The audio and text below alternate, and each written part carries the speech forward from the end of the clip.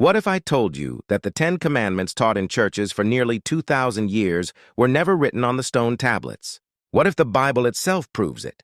Let's read Exodus literally, and what we find will shock most believers.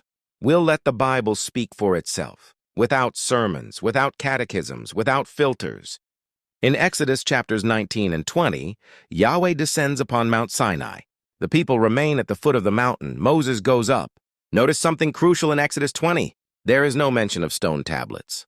No writing, no engraving. Exodus 20 is a spoken proclamation, not a written covenant. After Exodus 20, the narrative continues with laws covering 11 full chapters.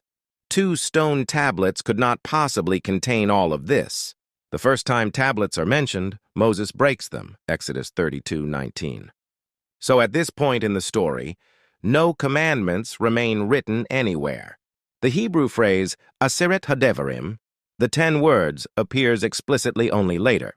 And he wrote on the tablets the words of the covenant, the 10 words, Exodus 34:28. This verse tells us 3 things clearly. There are tablets again. Moses writes them. The content is specified in Exodus 34. Exodus 34 does not repeat Exodus 20. It gives a different set of commands entirely. Here is a text-faithful summary of the 10 words of Exodus 34. Note, some traditions split or combine verses. 1. No covenant with the inhabitants of the land. Destroy their altars and cult objects. 2. Do not intermarry with the people of the land. 3. Do not make molten gods. 4. Keep the feast of unleavened bread in the month of Abib. 5. All firstborn males belong to Elohim. Firstborn sons must be redeemed. Work 6 days, rest on the 7th day. 7. Observe the Feast of Weeks and the Feast of Ingathering. 8.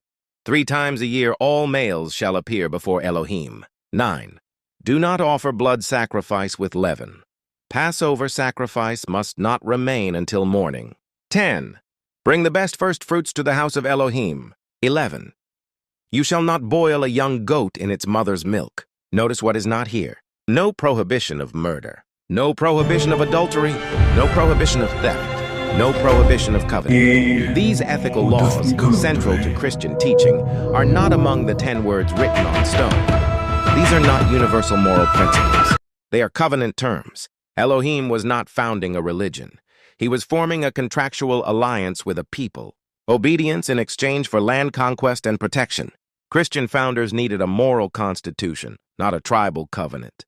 So Exodus 20 was elevated, reordered, theologized, and retroactively assigned to the stone tablets. That